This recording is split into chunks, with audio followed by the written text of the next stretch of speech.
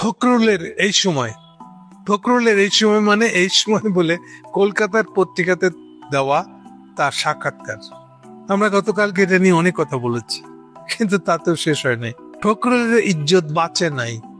উনি বাঁচবার প্রাণপণ চেষ্টা করে যাচ্ছেন, কিন্তু পাচ্ছেন না। প্রশ্নের পর প্রশ্ন উঠতেছে, কিন্তু একটা প্রশ্নের উত্তর তিনি দিতে পারছেন না। প্রথমে যখন টের পেলেন যে একটা ব্লান্ডার করে ফেলেছেন উনি, এমন একটা সময় কথাগুলো এসছে যে তিনি সবার যেটা হেডলাইন করে ফেলছে সেটা হলো যে তিনি আওয়ামী লীগ এবং জাতীয় পার্টিকে ইলেকশন আনতে চান। এটাই প্রধান হেডলাইন হয়ে গেছে। উনি যেভাবে হেডলাইনটা চাইছেন, অথবা যেভাবে হেডলাইনটা এই সময় কলকাতার পত্রিকাটা দেওয়া হয়েছে, সেখানে হলো উনার গুসা হলো যে কেন বিএনপির মতন অসাম্প্রদায়িক একটা দলকে কেন ইন্ডিয়া জামাতের সাথে এক ব্র্যাকেটে রাখছে। এটা ছিল এই সময় হেডলাইন।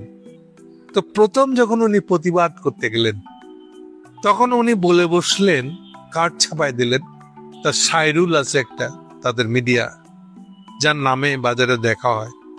মানে উনি কোনো কথা বলেছেন কিনা এটা নিশ্চয়তা সাইরুলকে দেয়, সাইরুল প্রকাশ করে।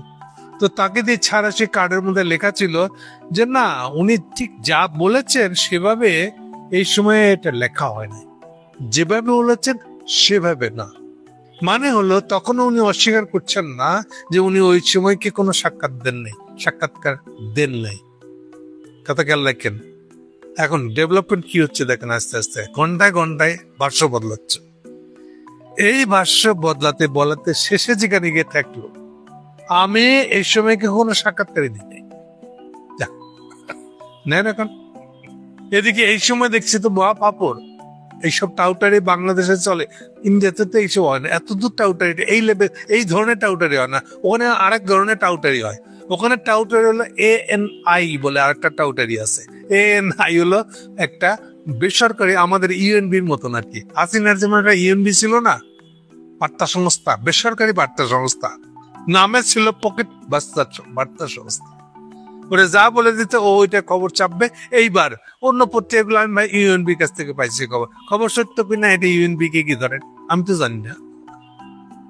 সো ইউএনবি এইবার ছিল এইভাবে মিথ্যা খবর রটনার একটা বেসরকারি বার্তা সংস্থা। ঠিক সেরকম ইন্ডিয়ার এই বেসরকারি বার্তা সংস্থার নাম হলো ANI। তো ওখানে ANI এর এইসব শয়তানি চলে।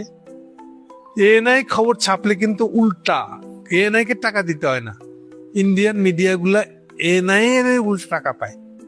শর্ত খালি একটাই, ANI যেভাবে নিউজটা লেগে দিবে ওইভাবে ছাপতে হবে, কিন্তু নিচে দেখুন লেখা থাকবে এটা সিন্ডিকেটেড নিউজ।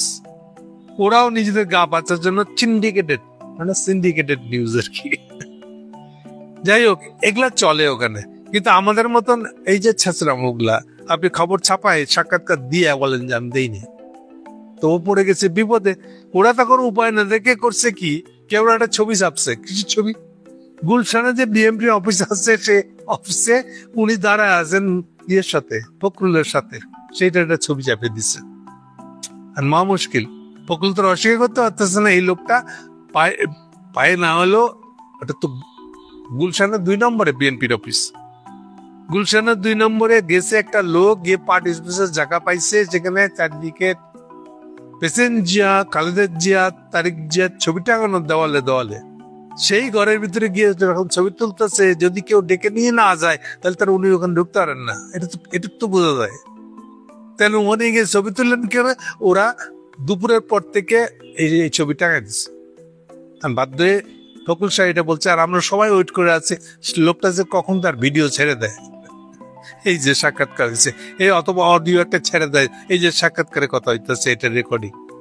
যাই হোক, আমাকে আমার একজন পাঠক দর্শক মন্তব্য লিখেছে, আচ্ছা মির্জা ফখরুল যদি ওই ভারতীয় পত্রিকায় সাক্ষাৎ নাই দিয়ে থাকেন বা পত্রিকা ভুল উপস্থাপন করেই থাকে, তাহলে এই প্রসঙ্গতে মির্জা ফখরুলের অবস্থান কি? তিনি কি আওয়ামী লীগ ফেরত চান নাই? তিনি কি জাতীয় পার্টি ইলেকশনে আসুক এটা বলেন নাই? ঠিক আছে, বলেন নাই, তাহলে কি বলতে চান এখন বলেন। উনি তো জাতির সামনে আরেকবার এই প্রসঙ্গে সঠিক কথাটা, যেটাকে উনি সঠিক মনে করেন, এটা বলতে পারেন, এটা বলছেন না কেন? উনি আসলে কি বলছেন সেটা সঠিক কথাটা বলতে উনার অসুবিধা কি? উনার সঠিক অবস্থান আমরা তো তাইলে জানতে পারতাম। কি বলেন দাদা? আমি আর কি বলবো, বুঝতেই পারেন।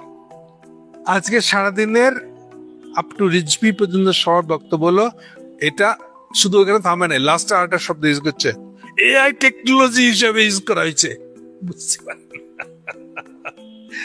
আর্টিফিশিয়াল টেকনোলজি দিয়ে নাকি এই সাক্ষাৎকারটা ছাপা হয়েছে এবং নেওয়া হয়েছে। কারে কি বুঝান? পাবলিক এআই বুঝে না, এটা বলতে যাচ্ছেন? এআই ছবি তাকালেই, ছবি দেখলেই বোঝা যায়। আপনার সাথে তো কোনো ছবি নিয়ে আলাপ হইতেছে না। পত্রিকায় তো এটা লিখিত নিউজের আবার এআই কি? কোনো তাল ঠিকানা নাই। এটা কিছু কয়ে দিলে হইলো আর কি। মানে কাপড় খুলে গেলে মানুষ যেমন দৌড়ে বেড়ায়, আর ডাইনের কাপড়টা যতটুকু পারে পরে গেছে কাপড়টা আবার উঠায় নিয়ে ঢাকতে চায়, আর যতই ঢাকতে চায় ততই আরো উলঙ্গ দেখা যায়। ফখরুলের অবস্থা হয়েছে তাই। আমি জানি না, হঠাৎ করে যদি দেখি যে তারেক জিয়া একটা নির্দেশ দিচ্ছে, বিবৃতি দিচ্ছে যে ফখরুলকে বহিষ্কার করা হচ্ছে বাড়ি থেকে, আমি মোটেও অবাক হব না। ওটা অবস্থা এখন এমন জায়গায় চলে গেছে। কালকে সারাদিনে এরকম বেজ্জতি আমি মনে করি যে বিএনপি তার জন্মের পর থেকে ৭৮ সাল থেকে এই পর্যন্ত জীবনে কখনো এত বেজ্জতি হয় নাই। কালকে সারাদিনে যেরকম বেজ্জতি হয়েছে আমাদের বিখ্যাত দল বিএনপি। যাই হোক, আপনার